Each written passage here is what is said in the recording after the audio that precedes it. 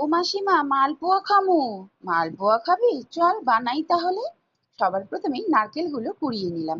তারপর একটা পাত্রে সুজিটা ভিজিয়ে রেখেছিলাম 1/2 ঘন্টা, যাতে সুন্দরভাবে ফুলে ওঠে। ওই সুজিটার মধ্যেই পরিমাণ মতন ময়দা দিয়ে দিলাম, এবং যে বাটির সাইজের সুজি আর ময়দা নিয়েছিলাম সেই বাটিরই 3 বাটি চিনি দিয়ে পুরো নারকেল কোড়াটা দিয়ে খুব ভালো করে হাত দিয়ে মথে নিলাম। তারপর দুধ একটা পাত্রে জাল করে রেখেছিলাম। আমার আবার মালপোয়া শুধু দুধের ছাড়া ভালো লাগে না, অনেকে জল দেয়। তোমরা চাইলে জল দিতে পারো, কিন্তু আমি জল দিই না মালপোয়াতে। পুরোটাই দুধ দিয়ে মেখে নিলাম। আর তার মধ্যে অল্প একটু মৌরি থেতো করে দিয়ে দিয়েছিলাম স্বাদের জন্য। খুব ভালো করে মেখে ওটা আবার 10 মিনিট রেখে দিয়েছিলাম।